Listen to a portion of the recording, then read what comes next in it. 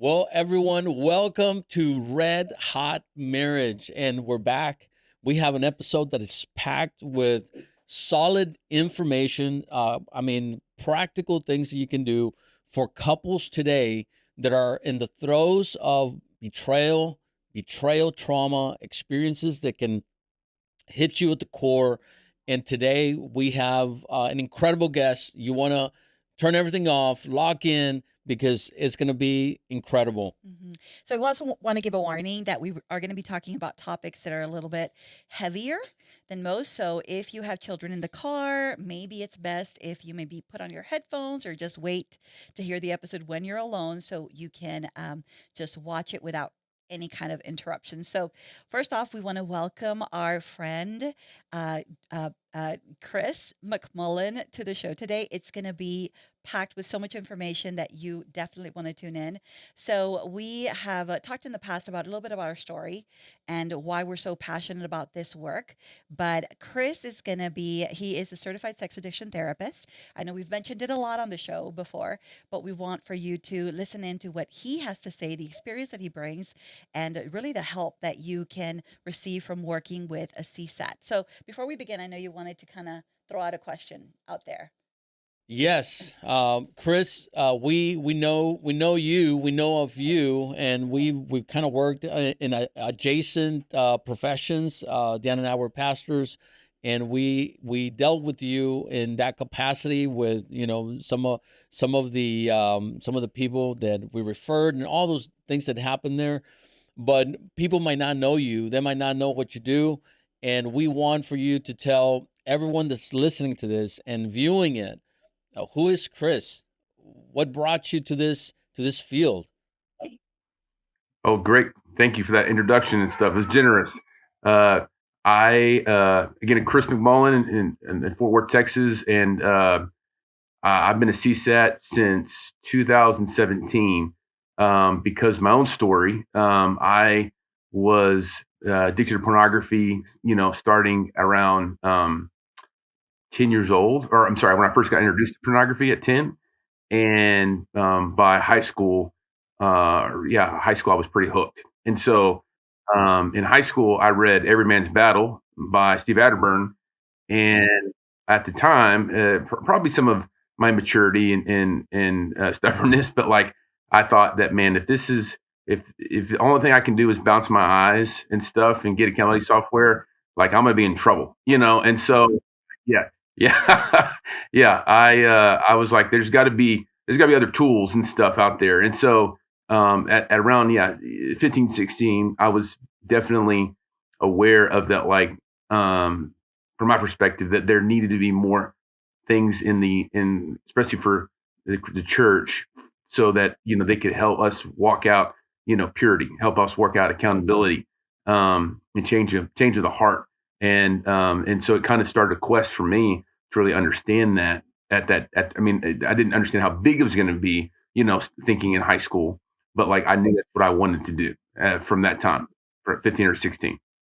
That is Wow, awesome. that's a journey. I think that having to deal with this for Mhm. so many years, at some point you have to confront it, and it's kind of like if you look at the tool belt, that being part of faith, part of church, that if that's like the only tool that we have to bounce your eyes, it's like we're not doing a good job. Yeah, yeah, yes, So not at all. yeah, so absolutely, I love that you went into that direction, not only to get healing but also to help other men and families. But can you give us an insight on your profession? Like, people might hear CSAT, people might hear other acronyms that go on the end of professionals' names, but they might Mhm. not understand. Can What you is give it? us a peek into what it is? What is a CSAT?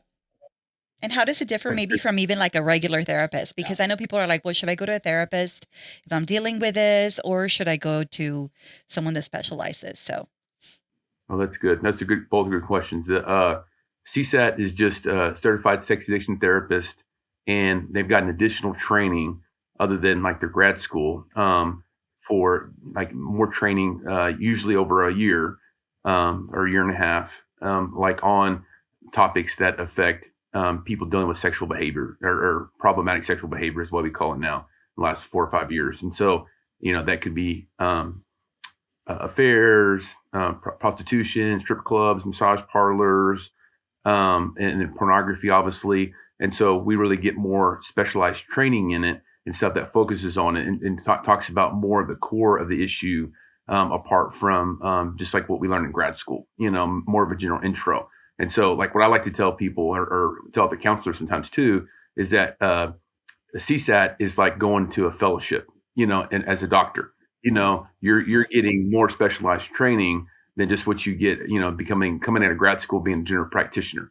When you know a lot about a lot of topics, but not specificity. And so, like, becoming a CSAT really provides that additional training that provides you expertise in an area that obviously is a growing area of need and concern, but like it really gives you the tools that unless you're really I guess committed and doing a lot of your own reading and everything. I've run across a couple of people like that, but where you kind of need that additional training to kind of know what's going on in the field, know what's going on with this issue, because I've run into some people that have unfortunately at times gone to people that have not had that background and they haven't really understood where they think it's more behavioral, they think it's more just you can just quit, and so they have parts of the story, but it's not the entire story. And so I think that, like, really understanding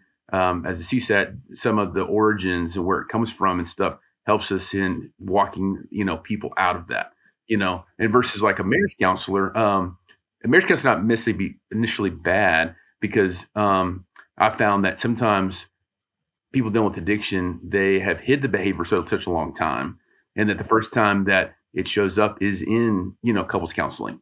So they go to couples counselor, they think it's maybe a lack of sex, or the husband is disconnected emotionally, he's not a communicator, and then it comes up that way.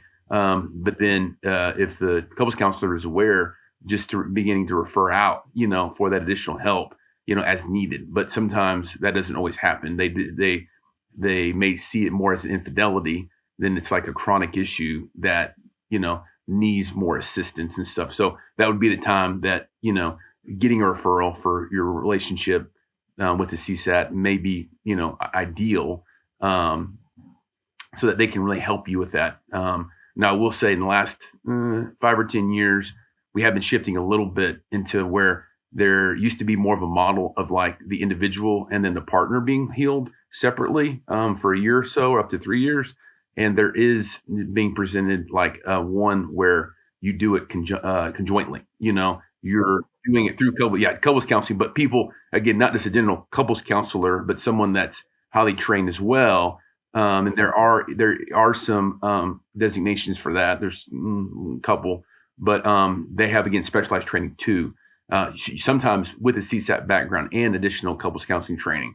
And so they're more even further trained than some of the CSATs are sometimes. And so, but there is again some nuance to that. But again, general couples counselor really isn't going to have an awareness of that. So at times it can do sometimes more harm than good, not unknowingly, So like I think that's why it's important to when you go to counseling is asking someone what their background is or what they worked on with other people before, so that like you have a clear understanding of what you're getting. I like try to educate clients on that, so it's like you going in eyes wide open so that what you're getting.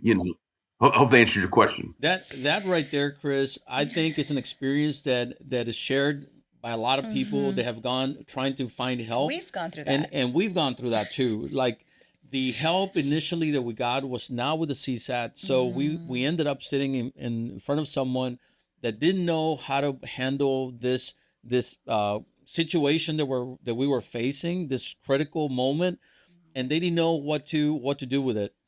Either they gave us very spiritual answers to the deeply hurtful problems that we're experiencing that we wanted healing for, or they did not know. They handled it like you were saying, like a like a psychologist or A someone marriage that a counselor. marriage Yeah. counselor, some of those things, right? But Right. they were not addressing it the right way. So whenever I would come out of those sessions, I would have even more questions, and I would have even like, what am I even doing? What am I even talking to this guy, right? There's nothing happening, It was right? bad. Yeah. Yeah.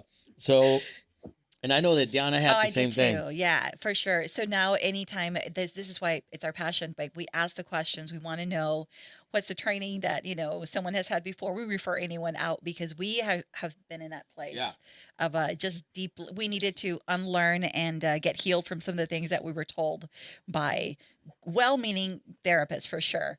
But just not the right one for us. So we're just super excited to be able to have the right one in front of us that we can ask those questions to Yeah, for now. sure. What would you say to someone that goes and maybe they actually did go to someone that is not a CSAT, Mm.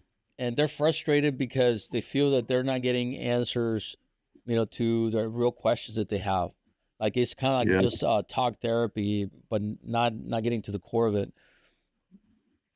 Yeah, I think that asking the counselor like how they see the problem, or like what the origins are, like I generally like look for, three things is like trauma, obviously, both big T, little T, like big T, physical, emotional, sexual abuse, domestic violence, drug use in the home, but also there's a lot of little T. Little T is just chronic neglect, or it doesn't always include neglect, but it's a lot of that. And I've witnessed a lot of guys, typically more with pornography, like they had parents, and they're the hardest ones for them to understand that like they had no emotional connection with their parents, and Right. so like okay, I tell people that to look for that, and then the other would be like self-limiting beliefs, like I'm not good enough, I'm broken, no one can love me as I am,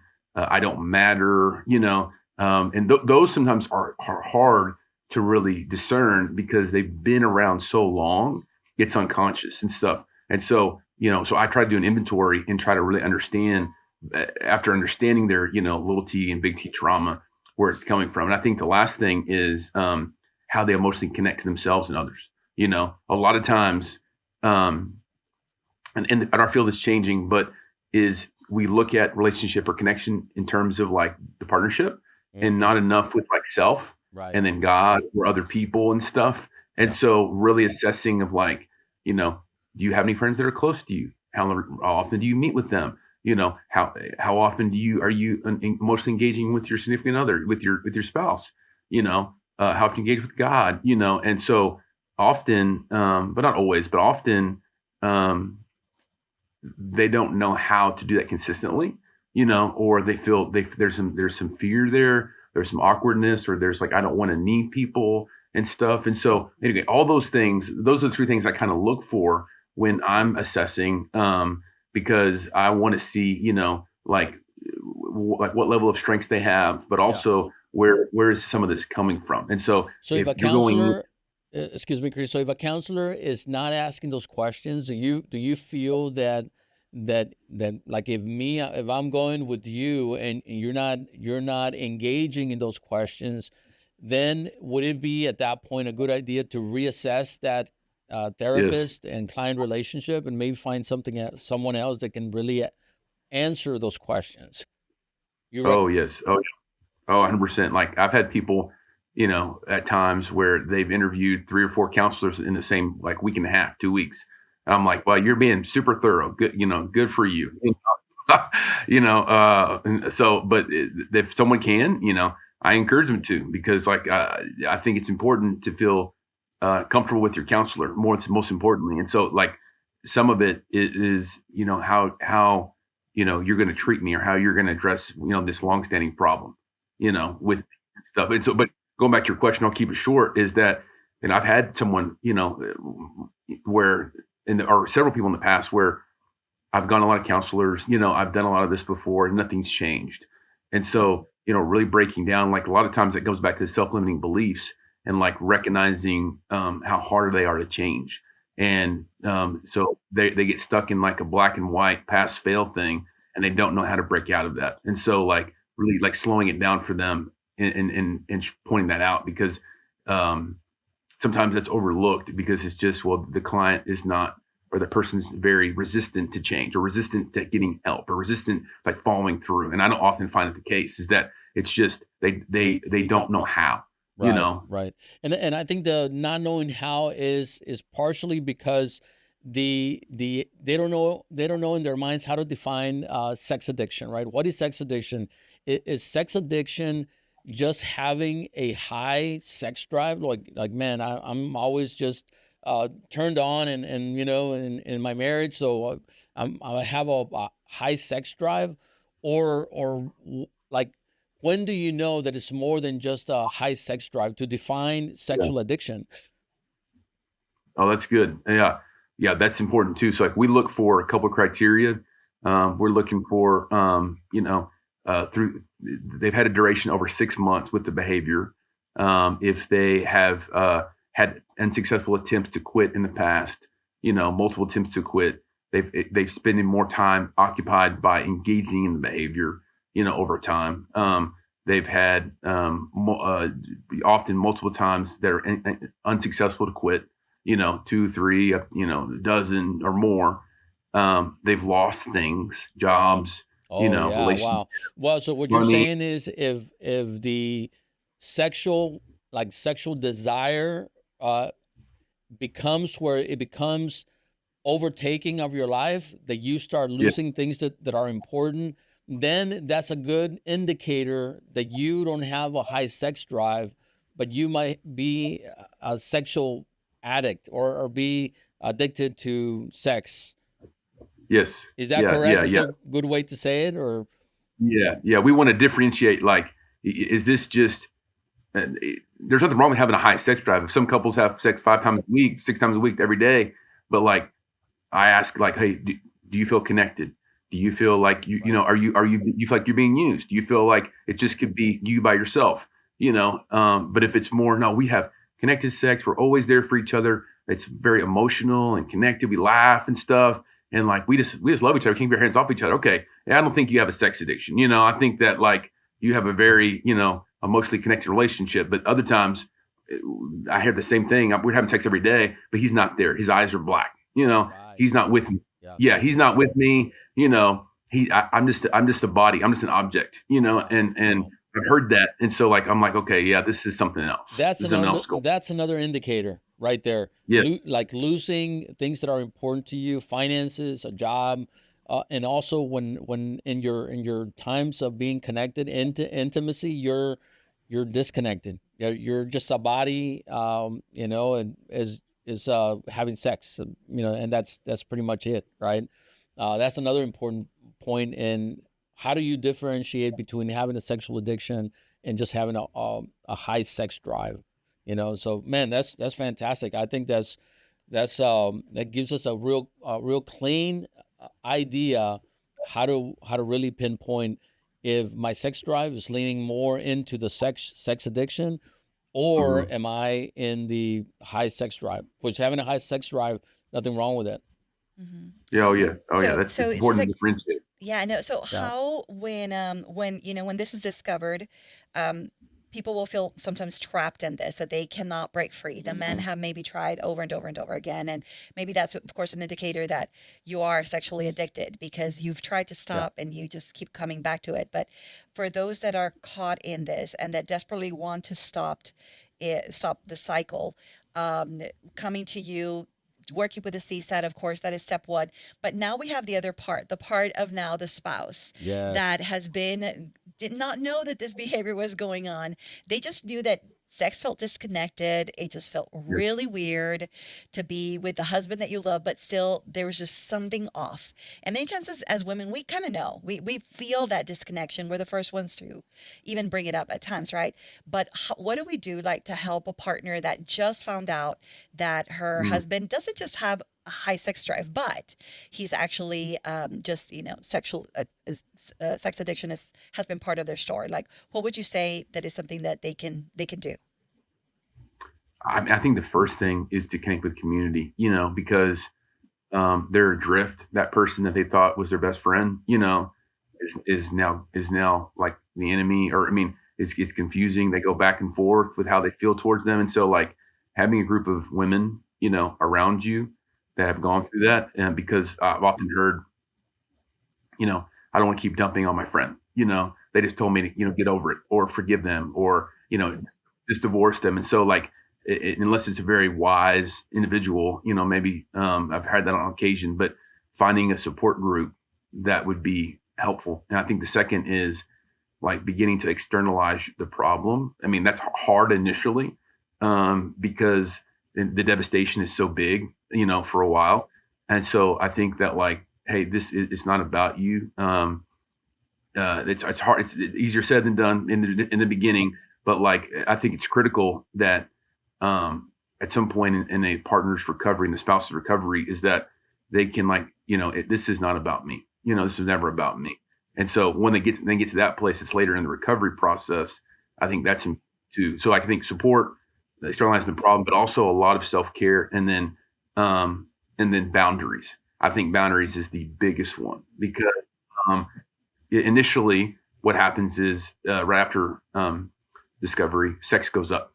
And so because some of it's trauma bonding, some of it's just like, we're making up for lost time, and usually like 2 weeks to a month, maybe 2 months, and then it slides and stuff. And so, but like, I think the boundaries, some of it's the wife's guilt for maybe not being enough or not providing it enough or whatever. And so I think boundaries is like, hey, if you don't feel safe, if you don't feel like he's there for you, if he's not growing in his emotional availability, like you have every right to like expect this. So because your safety has been compromised, in a lot of ways. I love that advice because many times we hear the opposite. We hear like, hey, especially as Christians, and we'll go into that, is like your body does not belong to you, it belongs to your husband. You are one, and all the and women don't know where to have some kind of emotional safety set. So for you to say boundaries, I know for a lot of our lady listeners, they're just like, wow, I can do that. I didn't know that I could do that. So I know that when you go through betrayal trauma, part of it is also feeling those, it's almost like a sense of like PTSD. So what goes on in a woman's brain is traumatic, right? And to try to overcome, right, what is happening is something that takes definitely work. Because sometimes we hear couples that will say, well, like, I'm not doing it anymore, I'm not cheating, I'm not watching porn anymore, why can't she just forgive me? She just keeps bringing back the same thing over and over again, and there's a frustration Mhm. in that. Oh man, that's the best one. Because their world's been so shattered, by the breach of trust. Like some women have said, like I had no idea because they've been the addicted's been so used to hiding it and stuff, and so like it's like they've been shattered in a million pieces and stuff. Like this breach of trust that's so profound is that their sense of their loss of reality, and their lack of trust for their intuition lasts for so long after the impact. It's like almost a like affecting them and in continuing like to be hit by waves of emotional pain and guilt. I read this one story in I think the book by Michelle Mays. I forgot the title of the book, but they had a story about, or she had a story about a woman that had just discovered it, woke up like feeling very close to her husband, decided to have sex with him, to have intimacy and closeness, and then as he goes to work, she feels like sick with herself, questioning, why did I do that? Like, what is he doing? I texted him today, like, why didn't he answer? What's, he must be doing something else again. And so like the level of devastation is so, it impacts like the thoughts, their bodies, their ability to be present. And so like, they start to forget things. They normally wouldn't do. It affects the stress that they carry in their body. I mean, it's so impactful. And I think a lot of times people dealing with addiction think it's just a behavior, and they have no idea like it's so much more whole body, Yeah. for the betrayed. For me, it blows my mind whenever I think about that the impact of betrayal on a woman is under PTSD. That is crazy, right? Like the way it shakes every part of her is incredible, and I think it's hard to understand. For us as men, I'm speaking to the men in general terms. In our case, it was me that I betrayed my wife's trust, my vows. I broke her heart and almost destroyed our marriage. But it was hard for me to grasp the severity of my actions. And I think whenever I grasped that, it was my turning and my healing, because I couldn't fathom me hurting her, like physically in any way, but how easy it was for me to hurt her this way. And it was even more devastating. And so to consider it part of the bucket of PTSD is crazy to me.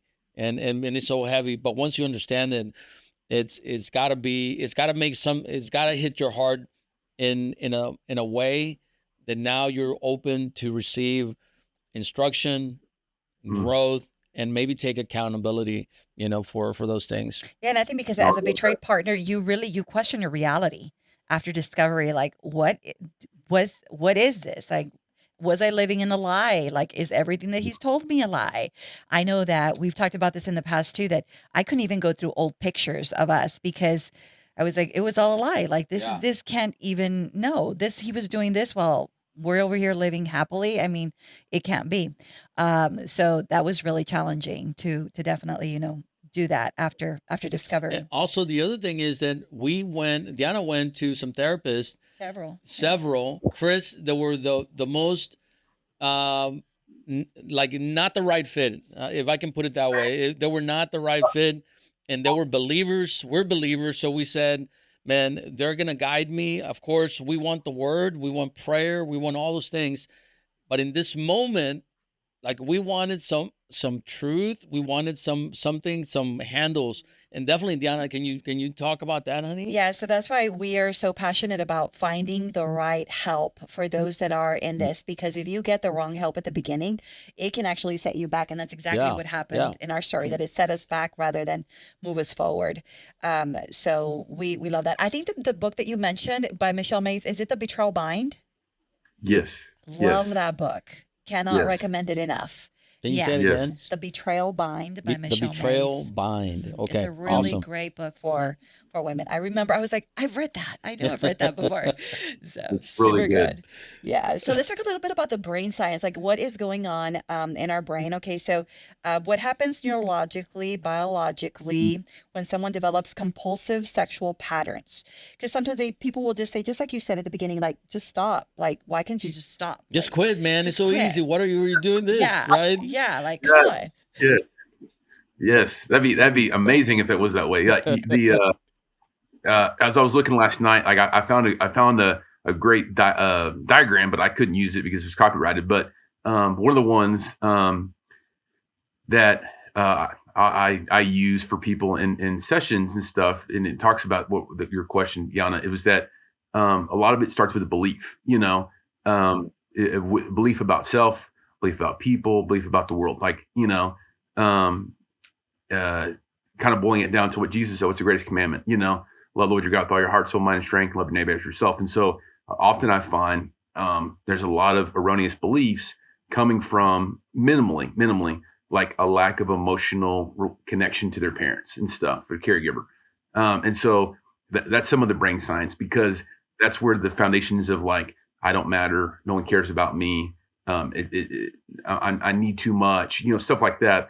And so like that pattern of thinking, developmental psychologists say like our framework, the way we see the world is formed by age 7.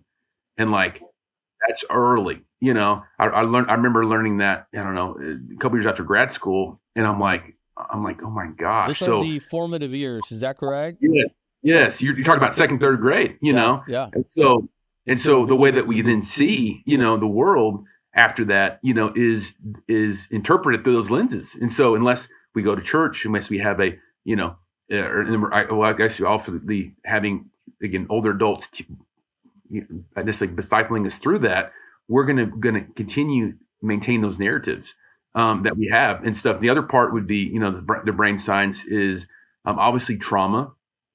Severe, like chronic trauma is more, it's like it's a slow drip, little t. The big ones are like huge events. And so it makes the person feel so unsafe that they, are constantly going to fight, flight, or freeze response and stuff. And so they don't even know how to connect to their bodies. And so what I find is that those two, along with the lack of, emotional caregiver, or I would say, what I've seen the last couple of years is even more harmful, is that I've had a lot of clients where they've had a super unhealthy or unsafe parent, and then one parent that was inconsistently unsafe. So it's like sometimes they're nice, and then they're there, and the next moment they're going to get spanked unnecessarily so hard, and so are they going to be verbally beat down? And so, like, having a parent like that, okay, I'm safe one moment, next time I'm not, and so, but I'm so desiring that connection, I'll take it, and so, like, my body doesn't know how to, interpret who is safe and not, because I'm waiting to be beat. I'm waiting to be, verbally torn down. And so those three things then are very formative. And so, like, it kind of does a big disservice to people when it's like, just quit. When, like, these things, the fight, flight, or freeze, those beliefs that are formed from, it's age 7, the lack of consistent emotional trust from a caregiver or extended family member, or neighbor, or teacher, if that is not present and stuff in a consistent manner and stuff, you start having the groundwork, the foundation laid for addiction. That brain science starts to bond through, like, cortisol and stress and rejection and pain. And so, like, the more the pain increases, the higher high we need to lift us out of it, and so we get kind of used to the chaos of living it and stuff. And so we live in this cycle then, this back and forth between, these low lows, and then these high highs. And so our highs have to get bigger, over time. And that chemical addiction, to the dopamine, becomes, because our default has been so hijacked by trauma and pain, we're kind of numb to everyday stuff. We're numb to disappointment, frustration, irritation, happiness, because they become muted. Those emotions become muted through pain. That is so good. I'm so glad that Wow. you are explaining this, because I think that what happens when we grow up in the church too is that we attribute all this to lust. You just need to stop lusting. You're a Yes. born man, and Yeah. you're naturally, that's your default. The lust button is Yeah. always on you. And we then minimize the impact that childhood trauma, that your upbringing, the family of origin has in our life. And we can even come to a place of saying, well, I'm a grown man. Like, why am I having these things? Maybe, yes, it's lust. And we accept it as one thing, but truly we have to do the work to get to the bottom of what is there. So what you just mentioned is phenomenal. Is the groundwork for finding something safe to connect with, something where you can not, there's a place where you don't have to express your emotions, and you can just be and keep ignoring it. And that could be, of course, pornography, but that could be something else that you fall into. And right now we're talking about sexual addiction, Well, I and know what comes with that. one of your therapists, Yeah. your CSAT, mentioned about it being a pacifier, and it goes perfectly with what Chris just said. Yeah, That you use porn, you use to pacify, to. So every time you're facing a difficult moment, blink, the binky goes in, and Yes. it might not look like a pink fuzzy binky, but it is something more devastating now as an adult that impacts every area of life. Yes. Um, Yes. Yeah. And that can go into a lot of stuff. I won't get them all, but yeah, work, exercise, social media, gaming, where it's all the binky. That is so interesting, and for me is fascinating how, as a baby would go transition from being an infant to older stages of their childhood and adulthood, that they don't need that pacifier. So as we as men, we need to transition and grow and become integrated into into full-grown men, Mm-hmm. dealing with all the things that we need to deal with. If it's part of our past and upbringing that was Mm-hmm. hard, absolutely, it was hard. We cannot ignore it. We need to call it for what it is, and also acknowledge the good and the bad at the same time. Hey friends, thank you so much for tuning in today to Red Hot Marriage. I hope you enjoyed our conversations with our friend Chris. Stay tuned because there is a part 2 coming up next week. Also, thank you so much for following us on all our social media. Please go if you are seeing this. You can also hear us on Spotify and Apple. Follow us on Instagram, YouTube, Facebook, TikTok. Everywhere there's a platform, we'll be there. See you next time. Bye.